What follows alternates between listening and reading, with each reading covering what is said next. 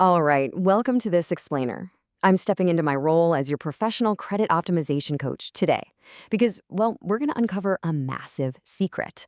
Most people completely miss how our financial plumbing actually works.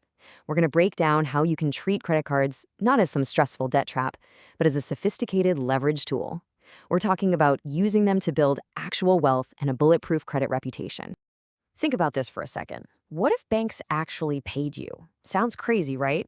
But what if I told you there's a completely legal, structural way to get banks to pay for your next vacation, your groceries, maybe even your morning coffee, all while they are legally barred from charging you a single cent in interest? You see, banks spend billions marketing these rewards, cashback, flights, secretly betting that you're going to fall into what we call the interest-free trap. But today, we're completely flipping the script. Okay, let's dive into the playbook. We've got 4 clear steps to safely leverage the bank's money and artificially boost your FICO score. We're going to cover 1. The trap, 2. Timing adjustment, 3. The 1% rule, and 4. Manual control. Let's get right to it. Number 1. The trap. To really master this strategy, we have to look at the fundamental difference between everyday consumers and financial insiders. As the saying goes, most people think a credit card is just a way to spend money they don't have, but the rich use it as a leverage tool.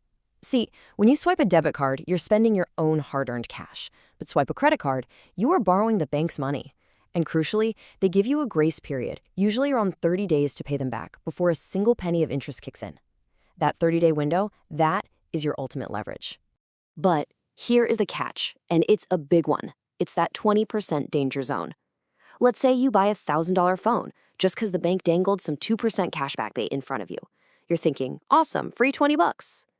But if you don't pay that $1,000 back in full and you just pay the $25 minimum, that remaining balance gets hammered with crippling compound interest. It easily shoots above 20%. Within a few months, you paid way more than that $20 reward. And the bank? They just won. Moving on to step 2, timing adjustment. Now we're getting into the stuff that banks really don't want you to know. We are fixing the absolute most common mistake people make with their billing cycles. Amateurs focus entirely on the due date just to avoid a late fee. But insiders look at the statement closing date. This is the exact day the bank takes a financial snapshot of your debt, and that photograph is literally what gets shipped off to the credit bureaus. Let's visualize this timeline. You go out and buy $2,000 worth of furniture on day 1. If you wait for the bill to show up around day 30, well, your snapshot gets taken when your balance is sitting at $2,000. The camera flashes, the picture goes to the bureaus, and you look completely maxed out. Even if you pay it all off 3 days later, your score takes a huge hit. So the secret sauce here is paying your balance down to almost zero in a very specific 48 to 72-hour window right before that statement closing date. By the time the camera flashes, you look like an elite, incredibly low-risk borrower. Step 3. The 1% rule. Now, you might be thinking, great, I'll just pay it all the way down to zero. Warning, do not do this. A $0 balance makes you a data ghost. If you drop it to absolute zero before the snapshot, the algorithm just takes a picture of an empty room. It sees absolutely zero repayment data to evaluate. And ironically, being a ghost actually lowers your score because the system can't see you actively and responsibly managing your credit. So how do we fix this? Insiders use something called the AIO strategy. That stands for all zeros except one. It's a beautifully simple, structured move. You pay practically all your cards down to $0 before their closing dates, but, and this is key, you leave a tiny nominal balance on your primary rewards card. This proves to the algorithm that you're in the game and you're using your credit responsibly. And what exactly is that magic number? It's 1%. You want to leave exactly 1% of your total credit limit on the card when that statement closing date hits. So if your limit is $10,000, you leave exactly $100 on the card right before the snapshot is taken. It's literally that precise. Here is why this works so incredibly well. If you look at the FICO algorithm, 30% of your entire credit reputation is controlled by the amounts owed category. Reporting a 1% utilization perfectly triggers the highest possible points you can get in this massive chunk of the pie. You are spoon-feeding the algorithm the exact math it craves to reward you with a top-tier score. But hey, we can't forget about that 1% we left sitting there. Here's the brilliant part. Once the statement generates and your snapshot is safely taken, you just pay off that remaining 1% before the actual due date. Because you paid the full statement balance before the due date, boom, zero interest.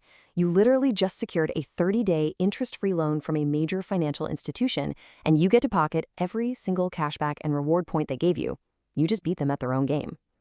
Finally, step 4, manual control. Knowing the timing is fantastic, but to pull this off flawlessly, you have to make one vital mechanical change to your accounts. You must turn off autopay. I know. It sounds completely backwards. We're basically programmed to think autopay is the responsible thing to do. But listen, autopay is literally designed by the banks to process on your due date. That means it pays after the snapshot has already been taken. If you rely on autopay, your high balance has already been broadcast to the bureaus. Game over. So we are taking manual control of the algorithm. First, log into your banking app. Second, ignore the flashy dashboard and dig up the actual PDF of your bill. Third, scan that PDF for the phrase billing cycle ends or statement closing date. Put a giant circle around that date in your calendar. And finally, manually push your payment through 2 days early, leaving only that tiny 1% balance. Let's wrap this entire playbook into a simple 3-step checklist. Step 1, find your statement closing date. Step 2, push your payment early, about 48 to 72 hours before that date. Step 3, leave exactly 1% to report to the bureaus. Keep in mind, you aren't cheating the system here. Not at all. You're just finally playing by the mechanical rules the system was built on. Rules, by the way, that the banks have absolutely zero incentive to teach you.